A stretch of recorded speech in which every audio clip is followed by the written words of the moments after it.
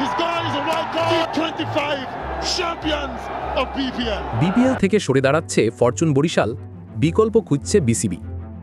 Bangladesh premier league বিপিএলের আগামী আসর আয়োজন নিয়ে জটিলতা সৃষ্টি হয়েছে, বিশেষ করে ফ্র্যাঞ্চাইজি ফরচুন বরিশালকে ঘিরে।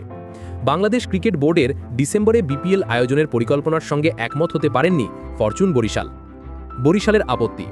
ফরচুন বরিশালের মালিক মিজানুর রহমান জানিয়েছেন, নির্ধারিত স্বল্প সময়ের মধ্যে বিপুল বাজেট এবং প্রয়োজনীয় সরঞ্জাম জোগাড় করে ভালোভাবে দল গঠন ও প্রস্তুতি নেওয়া তাদের জন্য কঠিন।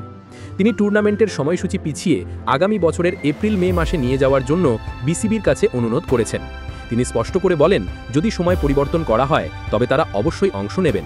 তবে ডিসেম্বরের টুর্নামেন্ট শুরু হলে ফরচুন বরিশালের পক্ষে খেলা সম্ভব নয়। এই পরিস্থিতিতে দলটি তাদের খেলোয়াড়দের সঙ্গে করা চুক্তিও বাতিল করে দিয়েছে বলে জানা গেছে। বিসিবির পদক্ষেপ ও মেঘনা গ্রুপের গুঞ্জন। ফরচুন বরিশালের এই আপত্তির কারণে বিপিএলের দল সংখ্যা নিয়ে অনিশ্চয়তা দেখা দিয়েছে। বিসিবি বর্তমানে নতুন ফ্র্যাঞ্চাইজি খোঁজার জন্য বিজ্ঞাপন দিয়েছে এবং 28 অক্টোবর পর্যন্ত আগ্রহীদের আবেদন করার সুযোগ রয়েছে। বিপিএল গভর্নিং কাউন্সিলের পক্ষ থেকে জানানো হয়েছে, ইতোমধ্যেই অনেক প্রতিষ্ঠান আগ্রহ দেখিয়েছে এবং 28 অক্টোবরের পর যাচাই বাছাই করে 6টি ফ্র্যাঞ্চাইজিকে চূড়ান্ত করা হবে।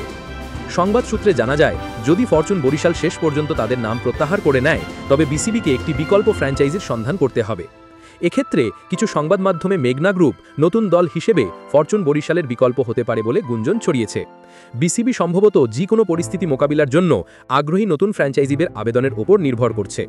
ফরচুন বরিশাল বিপিএলের অন্যতম সফল দল হওয়ায় তাদের সরে যাওয়ার সিদ্ধান্ত টুর্নামেন্টের আকর্ষণ ও প্রতিযোগিতার ওপর প্রভাব ফেলতে পারে বলে ক্রিকেট মহলে আলোচনা চলছে। বিসিবি তাদের চূড়ান্ত সিদ্ধান্তের জন্য 28 অক্টোবর পর্যন্ত অপেক্ষা করছে, কারণ এই তারিখেই ফ্র্যাঞ্চাইজিদের আবেদন প্রক্রিয়া শেষ হচ্ছে।